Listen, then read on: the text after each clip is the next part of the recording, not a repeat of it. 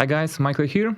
Some time has passed since last time I made an update about the situation in China. So today I'll discuss what changed for Chinese companies on US stock exchanges, i.e. the new regulations from SEC, and second part will be about the new, more pro-capitalistic agenda from Chinese Communist Party and the reasons for that. So let's start with the Securities and Exchange Commission, which announced earlier this month its final plan to pass a new law that mandates foreign companies to open their books under US control. Otherwise, the company risks being expelled from the New York Stock Exchange and the Nasdaq within 3 years. China and Hong Kong are the only two jurisdictions that refuse to allow inceptions, although Washington has required them to do so since 2002. The new SEC rule, which defines how the regulator will identify companies subject to delisting and the procedure to itself to kick non-compliant companies from the stock markets, is the latest in quarrels between financial officials in two of the world's largest economies. While most of the recent tensions have been around the shell companies Chinese companies use to list in the US, these new regulations stretch back to decades. If you want to issue public securities in the US, the companies that control your books must be controlled by the Public Companies Accounting Oversight Board, said SEC Chairman Gary Gensler in a statement. While more than 50 jurisdictions have worked with the PCAOB to enable the required inspections, two have historically failed: China and Hong Kong. The new rule caused the ball to be hit in a process that could lead to over 200 companies being kicked out of the US stock exchange. China's refusal to allow Public Company Accounting Oversight Board inspectors to review audits of companies such as Alibaba Group Holding and Baidu, which trade on US stock exchanges, has plagued US regulators for more than a decade. The matter became urgent due to rising tensions, of course, between the two countries and after the high-profile accounting scandal at Luckin Coffee. During the Trump administration, Congress in December 2020 ordered Chinese companies to finally open their books and require the SEC to write rules for those that do not obey the rule. Thursday's final plan is governed by this law. Following the announcement of the new rules, the Nasdaq Golden Dragon China Index, which tracks 98 US-listed companies that do most of their business in China, extended its decline to 3.8%. Tech giants including Alibaba, JD.com, and Pinduoduo, they broke down a bit. China has taken steps to end the stalemate. A senior official on the China Securities Regulatory Commission announced last month that the regulator is working very hard to resolve audit oversight problems with its US counterparts. The State Council, China's highest government body, issued guidelines in August saying it would strengthen cross-border accounting cooperation while protecting information security. This followed a statement by the National Safety Regulator that it said it would work to improve the terms of cooperation with the US on company audits in the second half of the year. Floating rate units, the SEC chairman said in July that the regulator would hold China's new IPOs, partly citing the failure to disclose information on so-called floating rate entities as the reason. Bloomberg News also announced earlier this month that China plans to ban firms from entering foreign equity markets through the VIE. As a first step in the new rule, the agency will identify companies that may not be compliant with the audit inspection requirements. Once a company is classified by the SEC as a commission-identified issuer, it will need to provide documentation to show that it is not owned or controlled by a government. So, listen to this because this is very important. Companies will also need to provide additional information in their annual reports about the operating company and any front companies used for trading, including percentage of shares owned by a government entity, whether government entities have controlling financial interest, and the name of each member of the Communist Party of China who serves on the board. So as you can see, those are very, very crucial changes. After all, Investors have known for almost a year that the Chinese companies are likely to face delisting from US stock exchanges, so it is not entirely clear to us why this recent development contributed to the negative sentiment.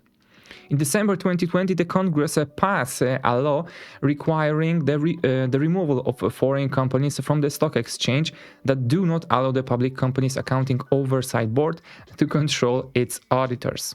So as I said in the beginning, this requirement has been in the books since 2002, but is not being enforced against China and Hong Kong, which refuse to inspect because of concerns about trade secrets and national security. Last year's legislation signaled the end of this indulgent enforcement, and the SEC has now detailed how it will identify violators and the delisting procedure. It does not simply immediate effect that they are thrown away. According to the regulations, the ban appears after 3 years of non-compliance. If companies do go off the stock exchange, that doesn't mean US shareholders will see their shares fall to zero. It means they are getting shares in Hong Kong. The Hong Kong market is liquid and available worldwide, as is also the US. No surprise at all, the fact that a pullout changes very little. I believe that any market reaction related to the situation is purely sentimental. So now the information about the improving political situation in China. A year ago, Chinese leader Xi Jinping pledged to reduce in 2021 disordered private companies that grew in strength and took too much risk. This was achieved through the regulatory action that followed, claiming several high-profile casualties along the way. In addition, the Chinese economy is now looking much more shaky than before, and Xi does not seem ready for further changes in the new year.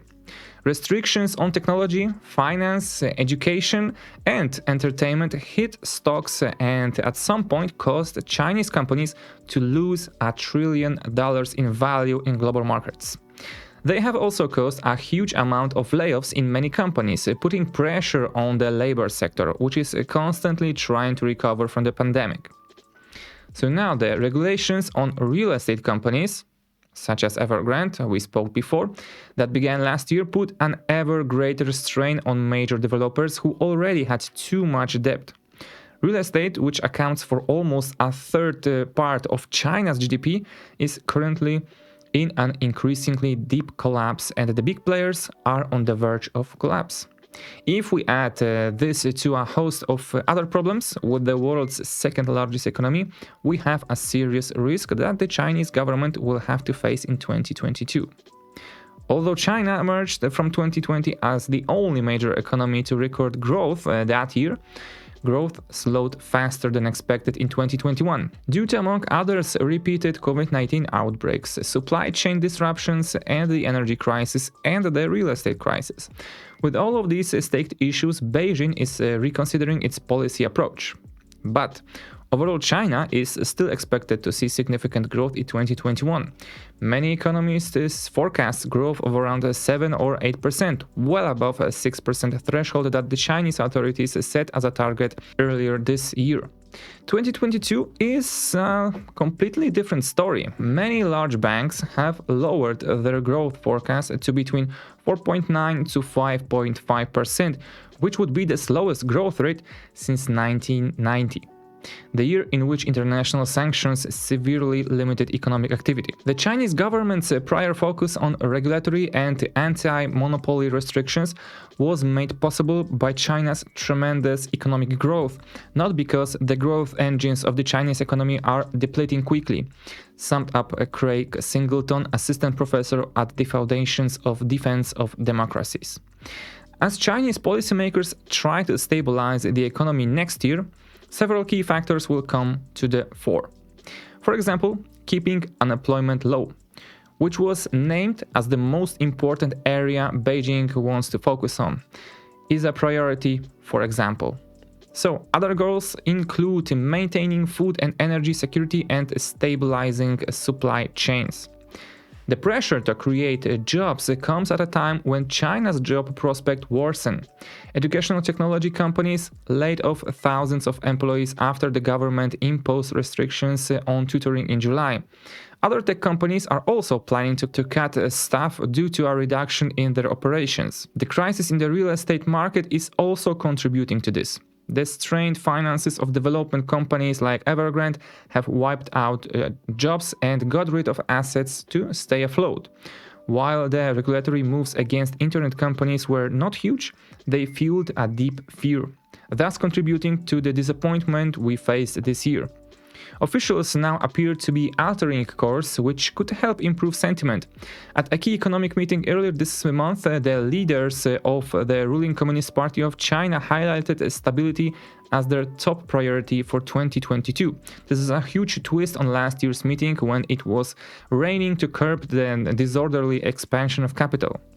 Private investment is also receiving a warmer reception, and at their last meeting, Chinese leaders praised the positive role of capital that it plays in the economy, a marked shift in tone compared to what they used to say a year ago.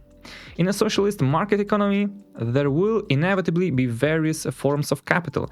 Capital must play its positive role as a factor of production when its negative role must be effectively controlled. Such a statement was made in a statement after the meeting. So, these premises suggested that the peak of regulations is behind us. As Chinese economist Wei Jinhu comments, state control is important, but the party does not want to kill capitalism either. Now, reading into political statements is always a bit touchy, but we believe there is a good reason why officials' attention shifts from tightening restrictions to supporting economic growth. The National Party Congress is approaching next fall.